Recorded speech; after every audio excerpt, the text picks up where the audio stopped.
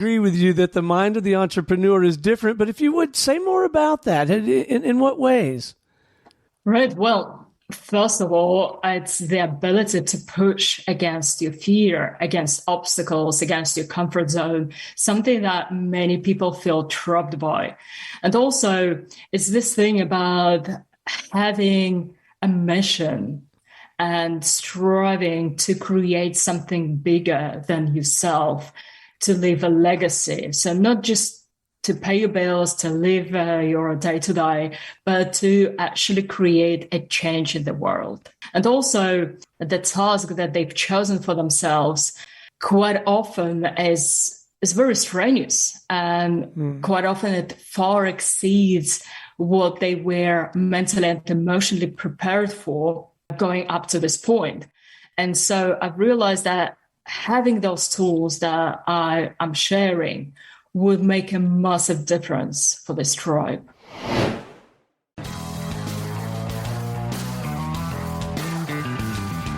Broadcasting live from the Business Radio X studios in Atlanta, Georgia, it's time for High Velocity Radio. Welcome to the High Velocity Radio Show, where we celebrate top performers producing better results in less time. Stone Payton here with you this morning. You guys are in for a real treat. Please join me in welcoming to the broadcast with unbreakable entrepreneur Jay Tepley. How are you? Hello. Yeah, I'm really good. Excited to be on this show and talking to you today. Well, I almost said good morning, but it's actually not morning for you. We have the blessing of technology enabled conversation. You're actually located over in the UK, right?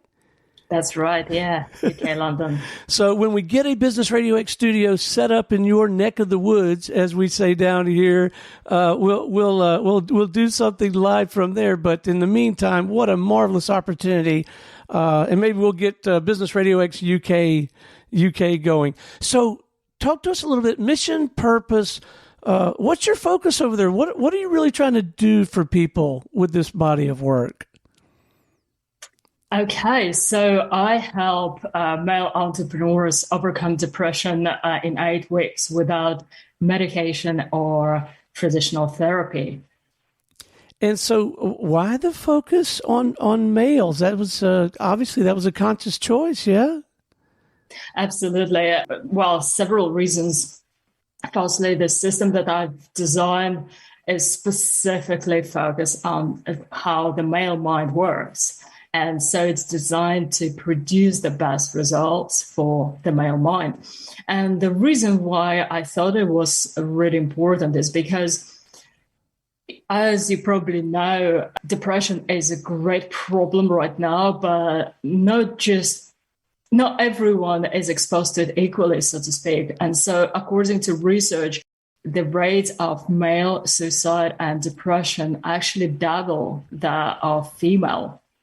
And especially with entrepreneurs, I realized there weren't many people helping them the right way, because the mind of the entrepreneur is quite different from someone who works 9 to 5. It's a very different mindset. It's a very different outlook on life. And to me, entrepreneurs are the heroes, the new heroes of these times. And because of that, they require a different approach and a different treatment. Well, I'm sure that my wife would agree with you 110%. I've been an entrepreneur almost my entire career. She has a very rewarding and fulfilling career with a little company some of our listeners may have heard of called IBM. And I'm sure she would agree with you that the mind of the entrepreneur is different. But if you would say more about that, in what ways? Right. Well, first of all, it's the ability to push against your fear, against obstacles, against your comfort zone, something that many people feel trapped by. And also, it's this thing about having a mission and striving to create something bigger than yourself, to leave a legacy. So not just to pay your bills, to live your day-to-day, but to actually create a change in the world. So as you might imagine, in my role with Business Radio X and just really my lifestyle in general, I hang out with a lot of entrepreneurs and Right. business owners. And I don't know if it wouldn't surprise me at all, particularly as I learn more from you about this whole issue of depression, if some of them are depressed. But boy, they don't present themselves that way. Like, are we particularly good at masking our depression? Well, I'll ask that on two fronts, entrepreneurs and men, and then this is like a double whammy. Yes. Well, it has to do a lot with how men are brought up in our society. And from a very young age, you're told, boys don't cry.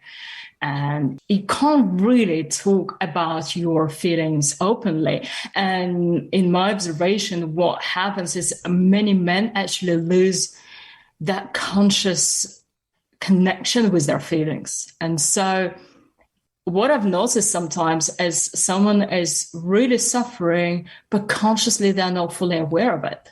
So they're rather telltale signs, but the person themselves thinks that everything is all right up to a point, obviously, up until they psychologically and mentally crumble. And then they realize that something is wrong. But yes, you're right.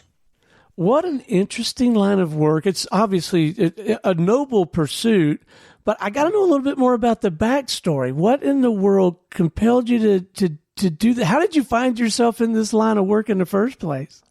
Right. So I started doing this work about 20 years ago, just over 20 years ago now. And I've been a spiritual mentor and teacher over all these years. But gradually, I decided to narrow down my focus. And so the more I was seeing, obviously, what kind of people are benefiting from my teachings the most, and what kind of people need them the most as well, then naturally I realized that the entrepreneurs, because I'm surrounded by that tribe, I'm an entrepreneur myself.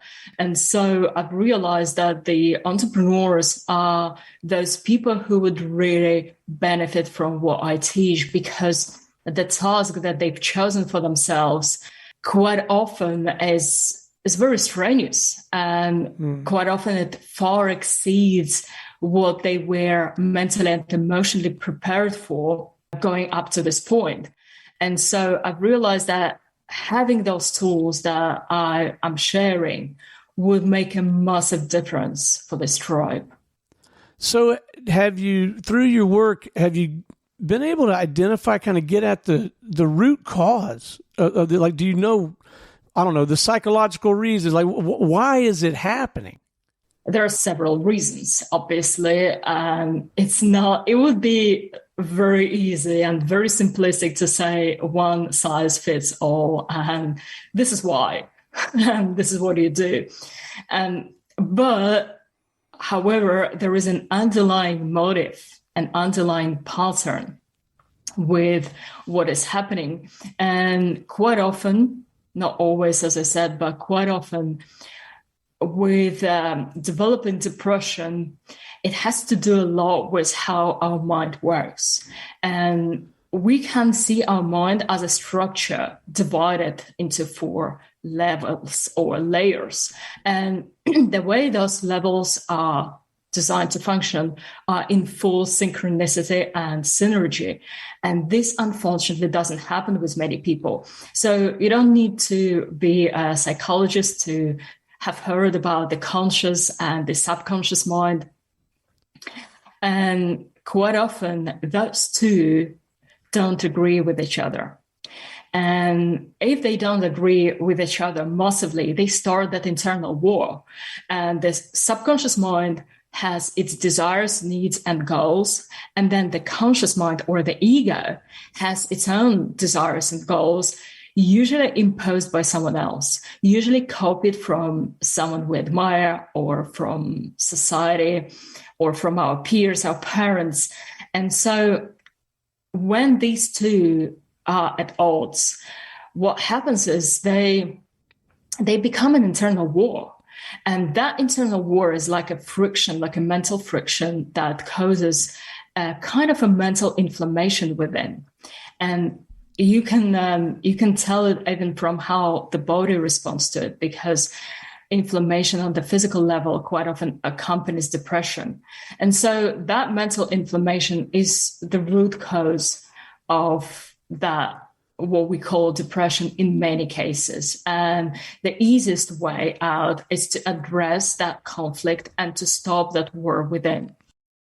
So let's talk about the work itself. What does it look like when you begin to try to help someone get their arms around this issue and actually help them become unbreakable?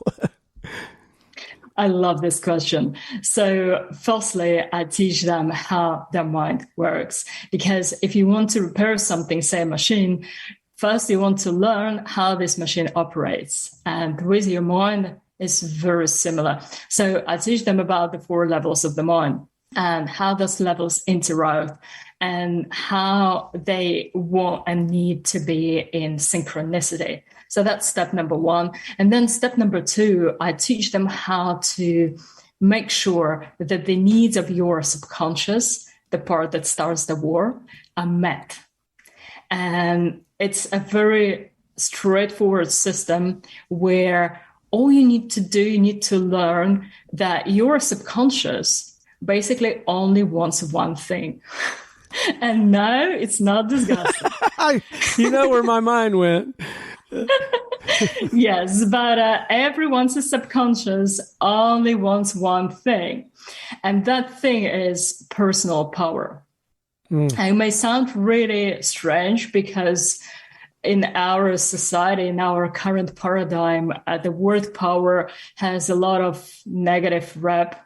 But what we need to understand and really understand to pull ourselves out of depression is that we are meant to be very powerful beings. And it's reflected in many philosophies and religions of the world, where it says that we come from the source, that we are the children of the absolute, of God. And when you think about it, children take after their parents. And so if we are part of that universal force that created everything, obviously part of that creative power and that consciousness is in us. And our deepest desire as human beings is to realize that power and to make a dent on the world. And again, I know that some people think, oh, but I don't want to be powerful. And I want to say, yes, you do. Search your feelings. You know this to be true. Because everything we do ultimately comes down to leaving a mark on the world. Because why do we even want to stay alive? Because we want to make a difference. Why do we want to be with someone?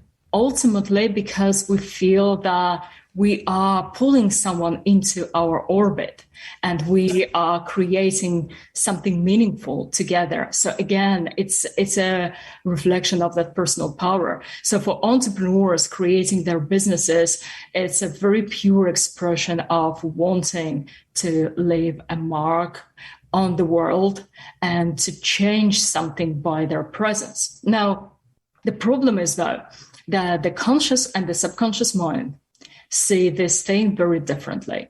And as I said, the word power has a lot of bad rep in our society. And this is because we don't sadly have a different word for power to and power over. And these are different concepts. I actually explain them in my book. So the power over is the side that often gets misused and abused and has this very dark connotation in our society, because the power over springs from that inner insecurity and emptiness. And it's the power, say, over resources or social power of some kind. And quite often people abuse it because they don't have a solid standing, because they're compensating for something. And, it's similar to, say, if there is a very, very muscular guy sometimes who compensates with his looks for his inner insecurity. And it's just something that does happen. So people who crave a lot of power over those who compensate for the lack of power too. And the power too is what we actually really crave as human beings, is what we are searching for all our lives.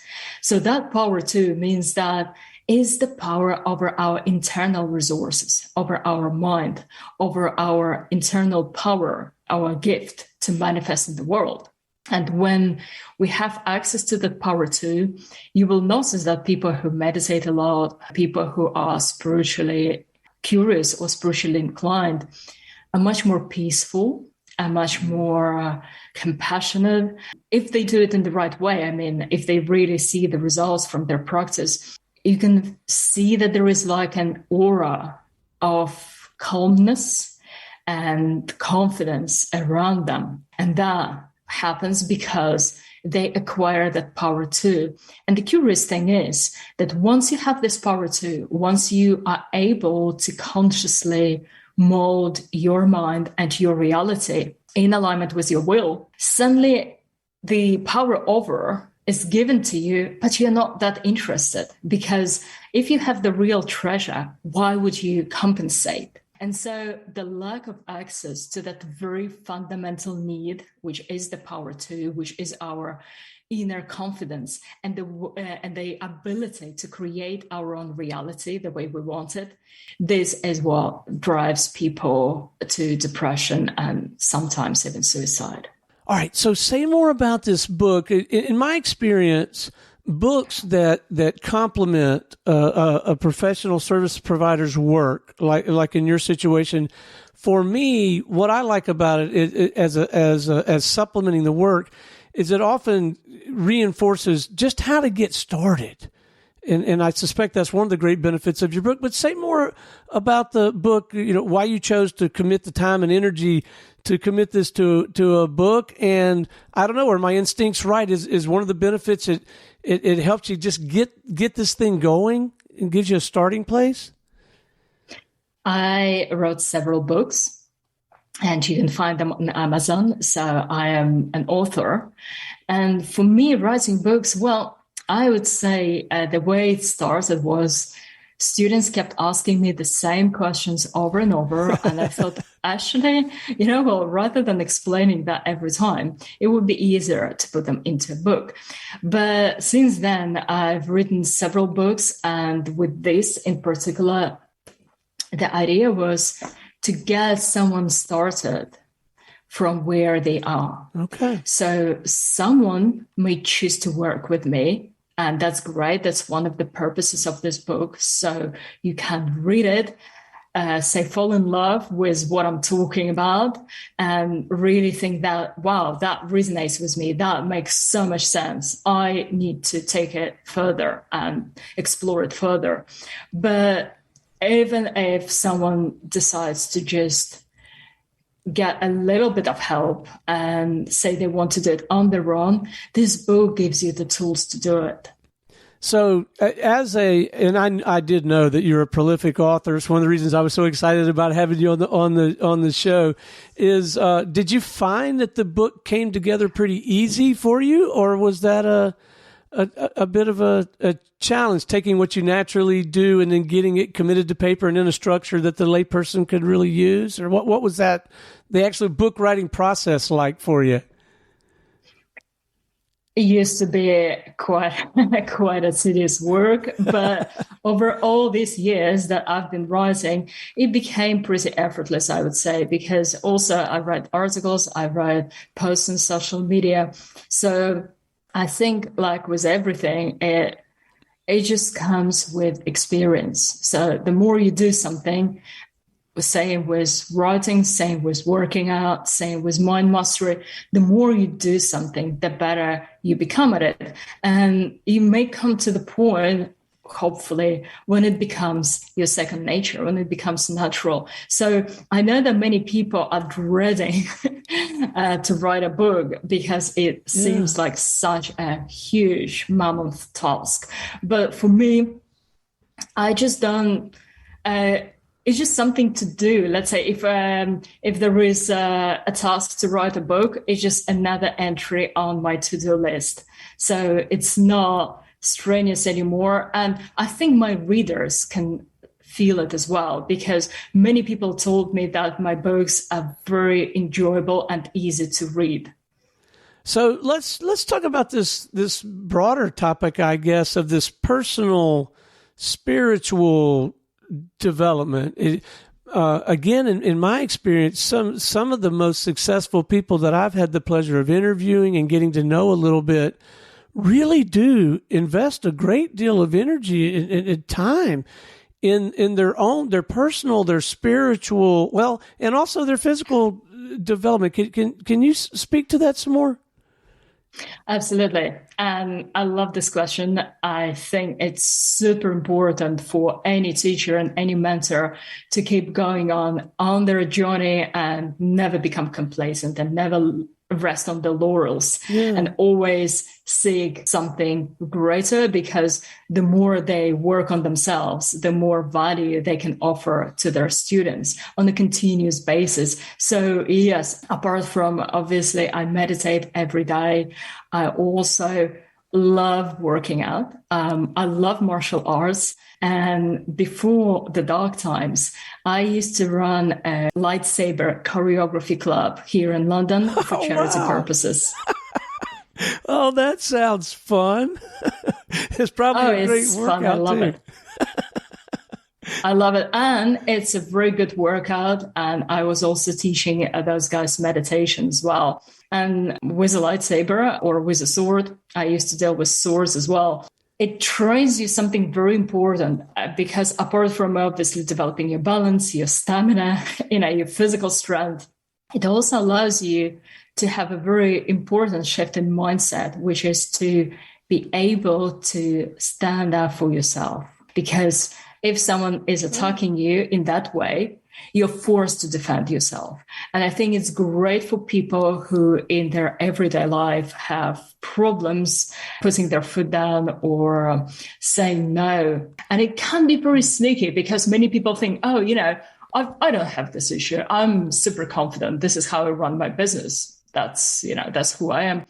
But really, if deep down they look into like the darkest recesses of their soul, they may find that they actually feel they have this imposter syndrome, which is more common than most people think. So that ties up with what we spoke about earlier, about many men not being fully connected with their emotions and with what they feel. And this is why this self-searching and self-inquiry work is so, so important.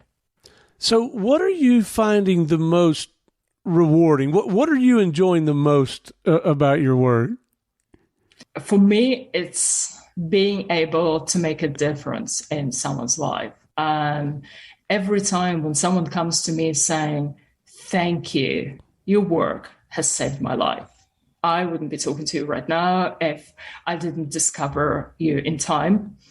And it's very humbling and it's very rewarding. And I think I wouldn't want to do anything else more than what I'm doing right now. I believe that it comes through over the airwaves. It comes through over the video. I can see it in your eyes. We could hear it. We could hear it in your voice.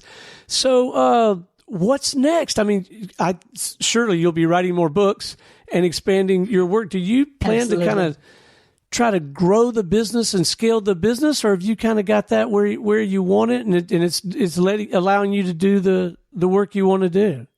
I absolutely plan on growing it internationally. And the reason why I want to do it is not because of, say, ego or the financial aspect. And I know, obviously, it's important. I understand the importance of it.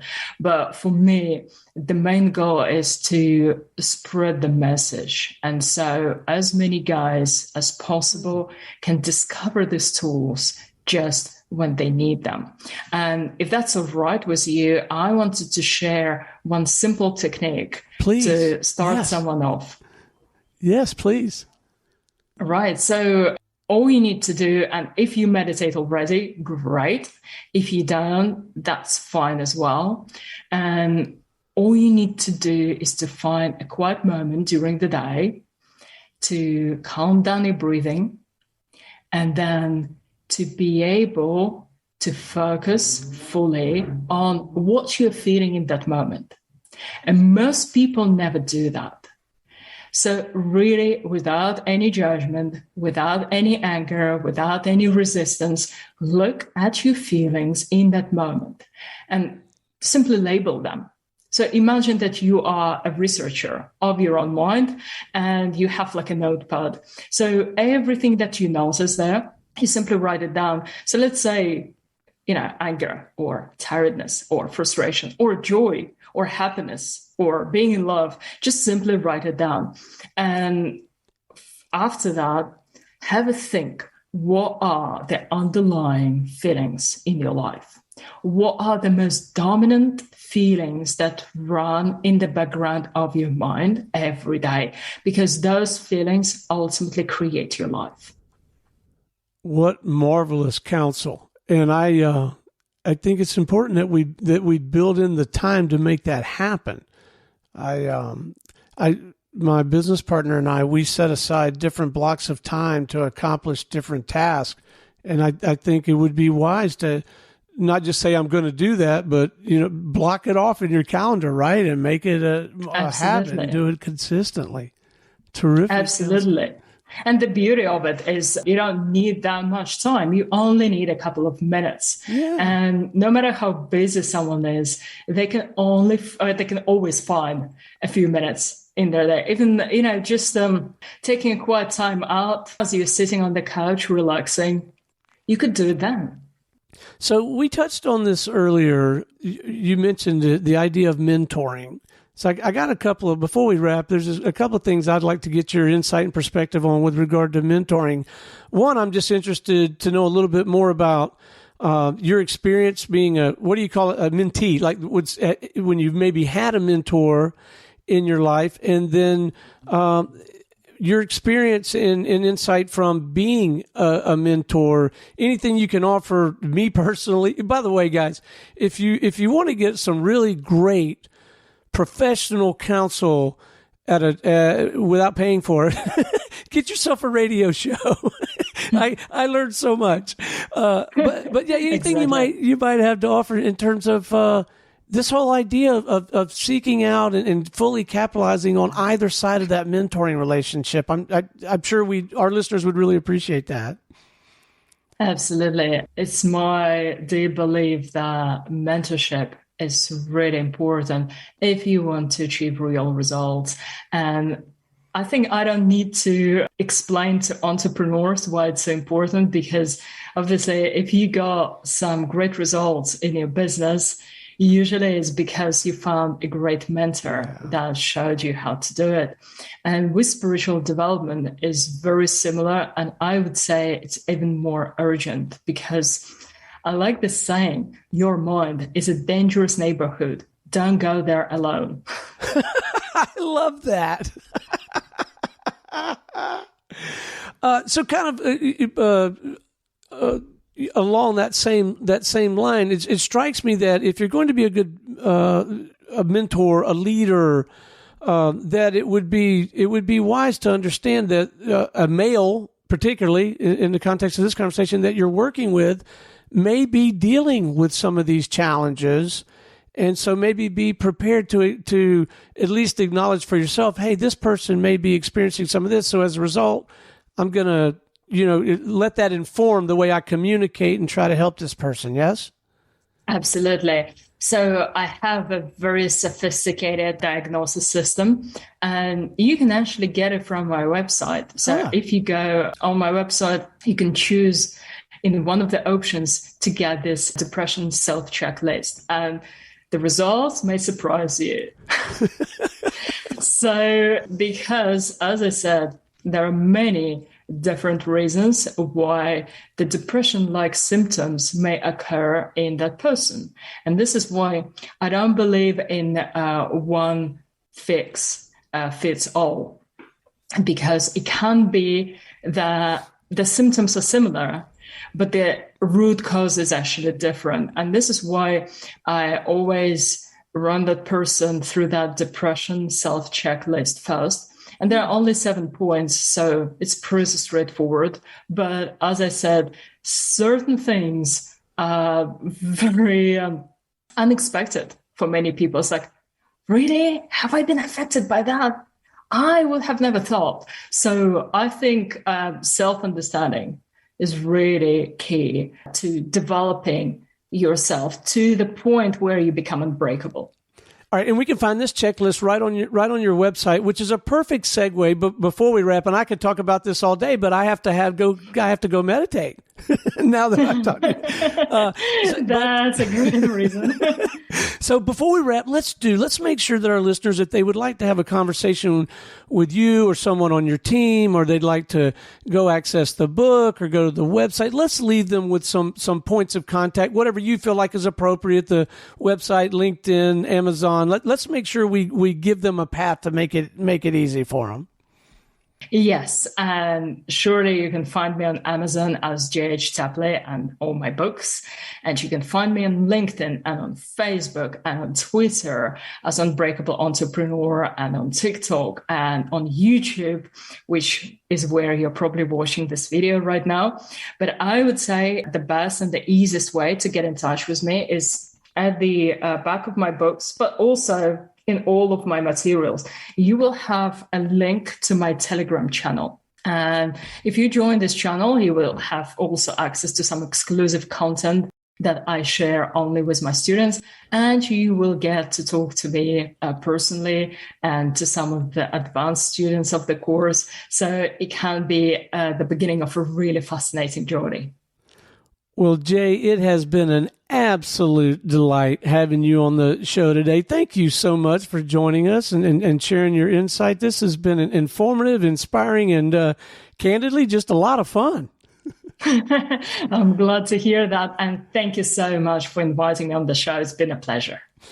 All right. Until next time, this is Stone Payton for our guest today, Jay Tepley, with Unbreakable Entrepreneur, and everyone here at the Business Radio X family saying we'll see you in the fast lane.